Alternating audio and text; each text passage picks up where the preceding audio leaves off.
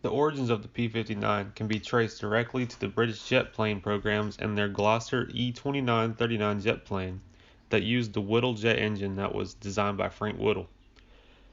Frank Whittle patented his turbojet engine around 1932, but it wasn't finally tested full scale until around 1937. By 1939, the British Air Ministry actually had become curious enough that they placed a contract for the W1 engine to be flight tested on the new Gloster E-28-39 aircraft.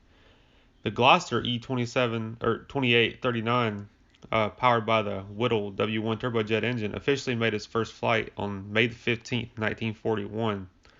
But a month earlier, Major General Hap Arnold from the United States had actually visited Britain and was shown the Gloucester aircraft and its Whittle turbojet power plant, and he was immediately impressed by the aircraft and how superior it was to piston-driven aircraft. I mean, he recognized that this is the future.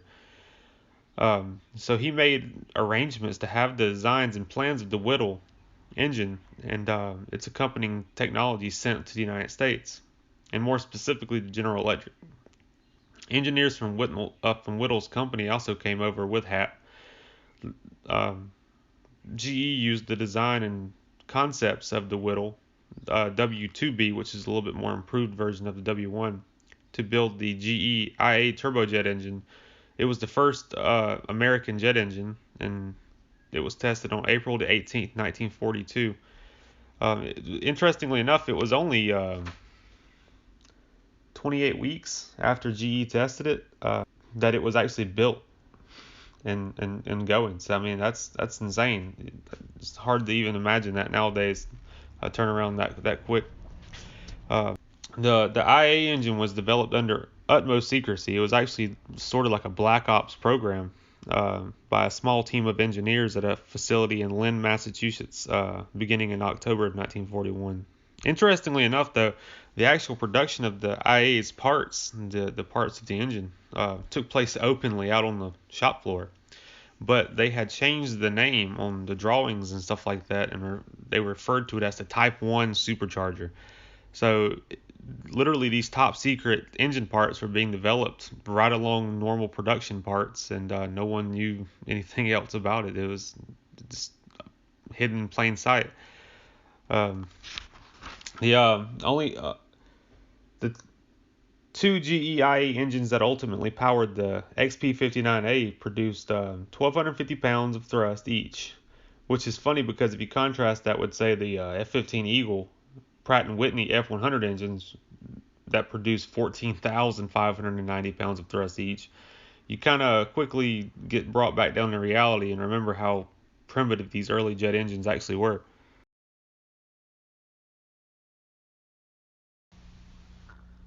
So about the same time that the GE team was actually building the jet engine, a team of engineers at Bell Aircraft Company were busy constructing what would be the aircraft the engine would actually power. After Hap Arnold acquired the Whittle engine and had begun the GE program, he called Lawrence Bell to Washington, D.C. on August the 28th, 1941. Larry Bell accepted the contract and immediately put together a team of engineers to work on the project, which was called Model 27 inside the company. The program to build this jet was every bit as secret as the Manhattan Project or the later Skunk Works development programs at Lockheed. It was absolutely under wraps. Um, the plane was described as radical, but I mean, if you really look at it, it's the only thing radical about it is that it was a jet. In all reality, it was pretty much a propeller-driven plane that had a jet engine retrofitted inside of it. The new jet design was approved on January 9, 1942, and construction began in March of 1942 on three XP-59A prototypes. Absolute secrecy was required on the project, so the operations were moved to a former automobile factory in downtown Buffalo, New York. One of the reasons for this location was it was relatively close to the GE plant in Massachusetts, so whenever the engines were ready, they wouldn't have to transport them too far. The building windows were actually welded shut, and they were all painted black, and they put armed security around the clock at all the entrances. The first GE jet jet engine arrived at the plant on August the 4th, and the first XP-59A was ready for shipment on September the 10th. To get the planes out of the building, they actually had to cut a hole in the wall. The planes were actually built on the second floor of this building, and to get them off of ground level. So I guess people couldn't try to look through the walls or something. I don't know. But they had to cut a hole in the wall, and then they lifted the planes that had been crated up out into a flatbed rail car. And then they were concerned about the GE jet engines getting damaged in shipping from like shock load, I guess, inside the turbine. So what they did is they actually figured out a way to build a compressed air system, and that was used to gently spin the engines while they were being shipped out to the testing grounds out in Merrick Air Force Base in California. The plane was shipped to Merrick Air Force Base, which is now actually Edwards Air Force Base. It was riddled with issues. It did not fly very well. There was bad aerodynamics all around, and the engines actually weren't that powerful, and they had horrible response apparently. But the guise of secrecy was still very strong out there. They actually built a fake propeller to put on the front of the plane to make it look like a normal plane when it was just sitting around. And they constantly layered sheets all over the plane to disguise the intakes and everything like that, so you couldn't get a whole lot of information about how it was propelled. Even though the performance of the XP-59A was pretty bad, it actually did set a new altitude record of 47,600 feet, which is pretty high up there, especially for a plane that didn't fly very well. On March 26, 1943, there was 13 pre-production YP-59As that were ordered. These actually had a little bit better engine in them. Instead of 1,250 pounds-foot of thrust, they actually put out 2,000. But the extra power actually didn't really help the plane that much. The top speed of the aircraft only went up about 5 miles per hour, which was like 465 miles per hour or somewhere around in there.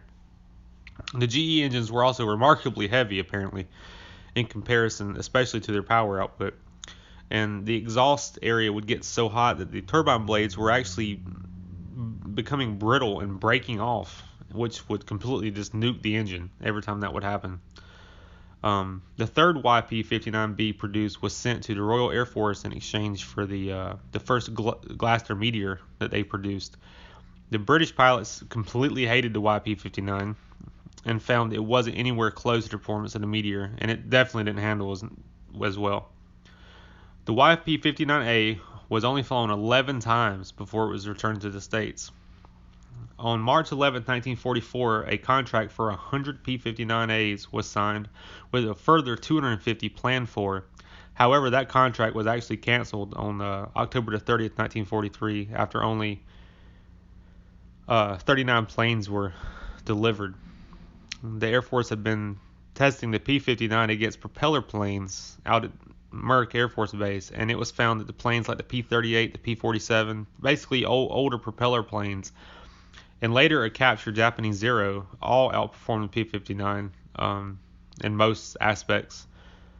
Most of the P-59s went to America to the 412th Fighter Group, but unlike the planes it was kind of in direct competition with, like the Messerschmitt ME-262 or the Glaster Meteor, the P-59 actually proved to not be really useful for much, and it was only used as a training plane and was never actually put into wartime service. Even though it turned out to be mostly a complete failure, the process of actually building jets and keeping them secret and developing that process of engineering and getting teams together that were used to building jet engines and stuff like that. I mean, that's very valuable, obviously, you know.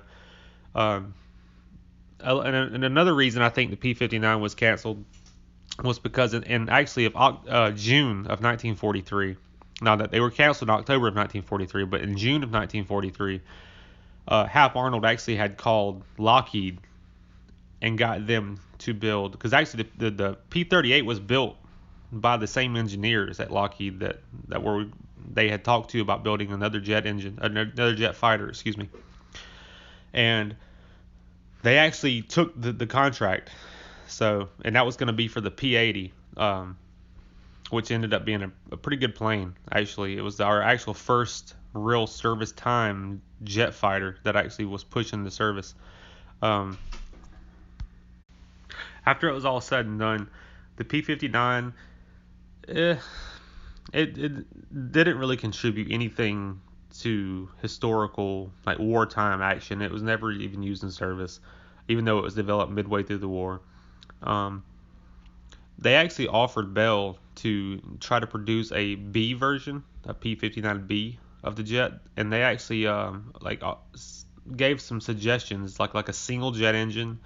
But Bell turned down the proposal, and I'm assuming that the Defense Department or Hap Arnold or whoever was controlling things just decided just to run with Lockheed and develop, like I said, what was going to end up being the P-80 Shooting Star, um, which actually ended up breaking speed records, all kinds of stuff. So it actually turned out to be a pretty good plane. It was served all the way through the Korean War before they finally were replaced by the F-86 Sabres, which turned out to be one of the greatest dogfighters of all time. Um, but without the P-59, none of that would have existed. You know, it was a great um, research and development program, I guess, to help kickstart that way of thinking in the U.S. Air Force. So that's pretty much its legacy.